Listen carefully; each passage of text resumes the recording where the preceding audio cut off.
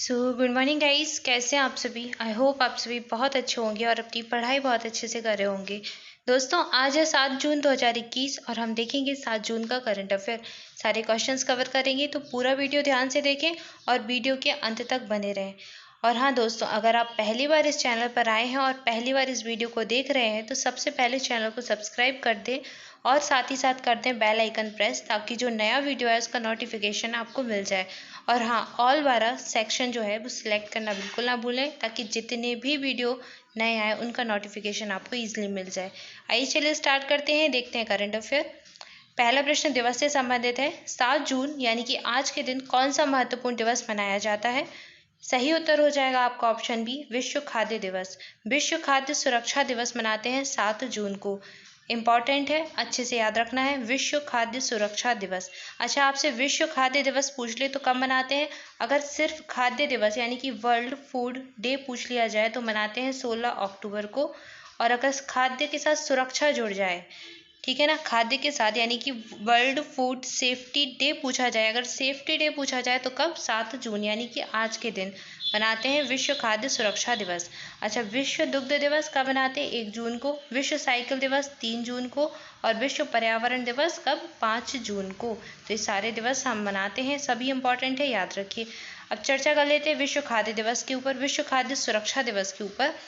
तो विश्व खाद्य सुरक्षा दिवस मना रहे हैं आज के दिन। इस वर्ष की थीम याद कर लीजिए, क्या हो जाएगी theme, safe food today for a healthy tomorrow.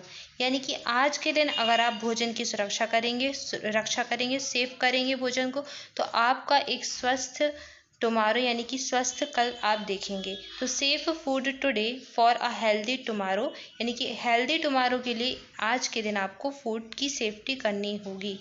तो आप सभी भी भोजन की सुरक्षा करें, भोजन को बर्बाद ना करें, थाली में उतना ही खाना लें जितना आपको आवश्यकता हो, ठीक है ना, तो याद रखिए। अच्छा, इसके बाद ये सेलिब्रेट कौन करता है, तो वर्ल्ड हेल्थ ऑर्गेनाइजेशन के साथ ये सेलिब्रेट किया जाता है। वर्ल्ड हेल्थ ऑर्गेनाइजेशन FAO के कोलैबोरेशन के साथ ये सेलिब्रेट करता है। विश्व स्वास्थ्य संगठन आप सभी जानते हैं, इसके ऊपर हम बहुत बार चर्चा कर चुके हैं। और FAO क्या है, Food and Agriculture Organization, Food and Agriculture Organization, ठीक है। तो आपको याद रखना है, दोनों संस्थाएं मिलकर इस दिवस को मनाती हैं, WHO और FAO। इनके ऊपर देख लेते हैं। WHO की स्थापना कब हुई थी, 7 अप्रैल 1948 में, ठीक है। और इसका हेडक्वार्टर हो जाएगा जिनेवा में। इसके अभी जो वर्तमान जनरल डायरेक्टर जनरल है वो कौन है, WHO के वर्तमान मैं बता चुकी हैं, डॉक्टर टेड्रोस एड्हेनोम। कौन हो जाएंगे, डॉक्टर टेड्रोस एड्हेनोम इसके वर्तमान जनरल डायरेक्टर हो जाएंगे, ठीक है। इसके बाद FAO पर आ जाइए। FAO क्या है, फूड एंड एग्रीकल्चर ऑर्गेनाइजेशन। स्थापना इसकी कब हुई थी, 16 अक्टूबर 1945 1945 में। अच्छा, 16 अक्टूबर को FAO की स्थापना हुई थी, इसलिए विश्व खाद्य दिवस यानी कि वर्ल्ड फूड डे मनाया जाता है 16 अक्टूबर के दिन। अभी मैंने बताया भी था, ठीक है। इसका हेडक्वार्टर कहाँ पर है, इसका हेडक्वार्टर इटली के रोम शहर में है। FAO का हेडक्वार्टर इटली के रोम शहर में हो जाएगा, ठीक है। और इसके जो वर्तमान हेड है वो है कौन, क्यू डोंग्यू। कौन, क्यू डोंग्यू इसके वर्तमान हेड हो जाएंगे FAO के, ठीक है। इसके बाद एक संस्था का नाम और आपको याद रखना है, इसी से संबंधित है, कौन, फसाई। क्या, फसाई। फसाई का नाम आप सभी ने देखा होगा, पढ़ा होगा। आप कभी भी बिस्किट खाते हो, चॉकलेट खाते हो, नमकीन खाते हो, ठीक है, कुछ भी चीज़ आप खाते हो तो उसके पीछे आपको फसाई का अप्रूवल दिखता होगा, यानी कि उसको फसाई का परीक्षण किया जा चुका है, उस चीज़ का वो खाने योग्य है, ठीक है। तो कोई भी खाने पीने की जो वस्तु होती है उसको फसाई के द्वारा मानक प्रदान किए जाते हैं, ठीक है। तो फसाई क्या है, भारत की एक अथॉरिटी है। इसका फुल फॉर्म क्या हो जाएगा, food safety and standards authority of India, ठीक है। तो भारत में जो खाने के मानक है वो निर्धारित करती है फसाई। फसाई की स्थापना यानी कि फाउंडेड हुआ था 2011 में। इसका हेडक्वार्टर है नई दिल्ली में यानी कि न्यू दिल्ली में। और इसके जो चेयरमैन है वो है रीता रीता रीता टियोटिया इसकी हेड हो जाएंगी। और इसके जो वर्तमान CEO हैं वो कौन है, इसके CEO हो जाएंगे अरुण सिंघल। कौन, अरुण सिंघल इसके CEO हो जाएंगे फसाई के। तो ये संस्था याद रखिए, तीनों के नाम याद रखने हैं आपको। विश्व खाद्य सुरक्षा दिवस जो है वो मनाता है WHO किसके साथ मिलकर, FAO के साथ।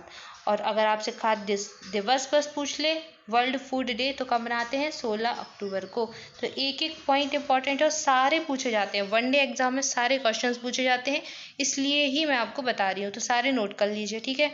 आइए बढ़ते आगे, देखते हैं अगला प्रश्न। नेक्स्ट है, हाल ही में अंतर्राष्ट्रीय बुकर पुरस्कार जीतने वाले पहले फ्रांसीसी उपन्यासकार बन गए हैं। तो ये बन गए हैं डेविड डियोप। डेविड डियोप को मिला है इस वर्ष का अंतर्राष्ट्रीय बुकर पुरस्कार, इंटरनेशनल बुकर प्राइज 2021। तो इनका नाम याद रखना है आपको, डेविड डियोप।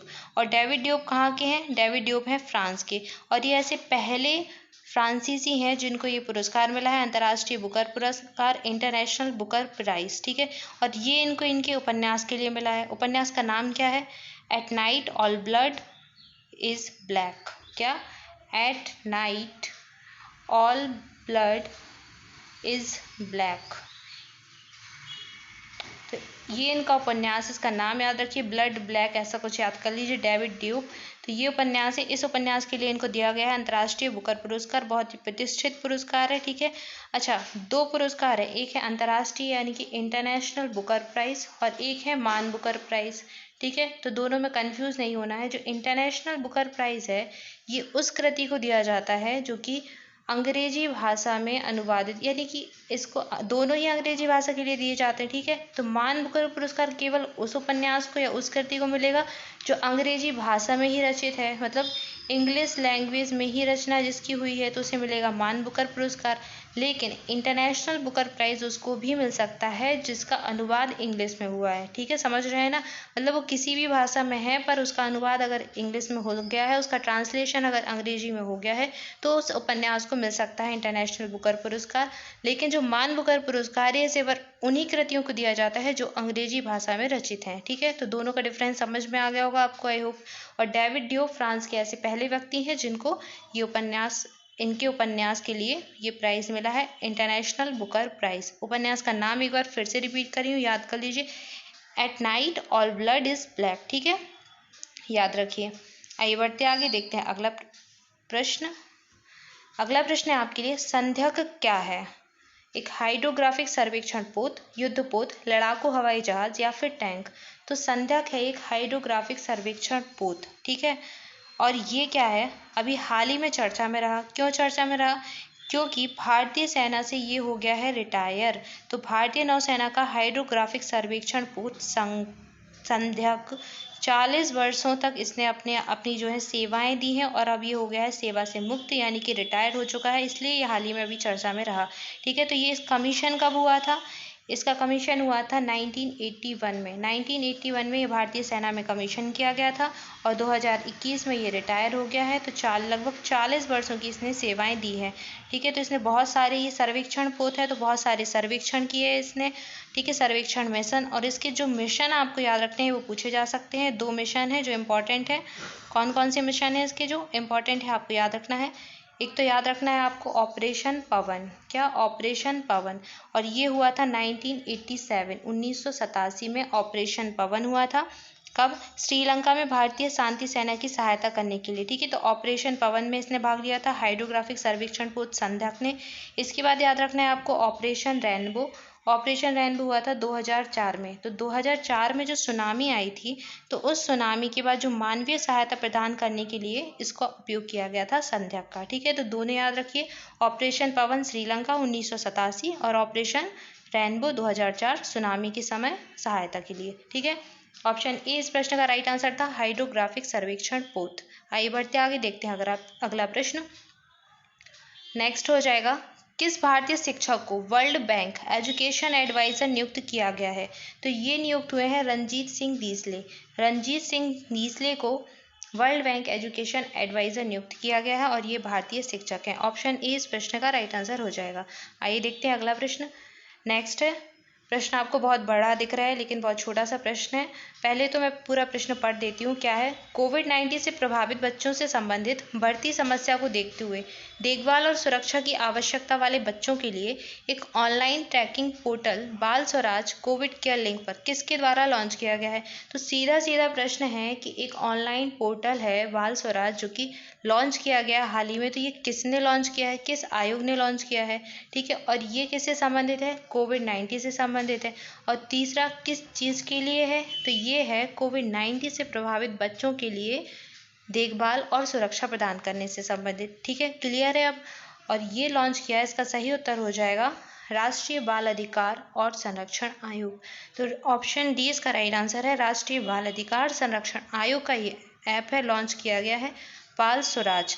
किसके लिए है ये ऐसे बच्चे जिन्होंने कोविड के समय अपने माता पिता को खो दिया है, ठीक है, या फिर जिनके माता पिता नहीं रहे और उनको इस समय सहायता की आवश्यकता है। तो ये उन बच्चों से संबंधित है, उनको सहायता पहुंचाने को लेकर है। ठीक है, तो राष्ट्रीय बाल अधिकार संरक्षण आयोग ने कोविड-19 से प्रभावित बच्चों से संबंधित समस्या को देखते हुए और देखभाल और सुरक्षा की आवश्यकता वाले बच्चों के लिए ये ऑनलाइन ट्रैकिंग पोर्टल बाल स्वराज, ठीक है, लॉन्च किया है।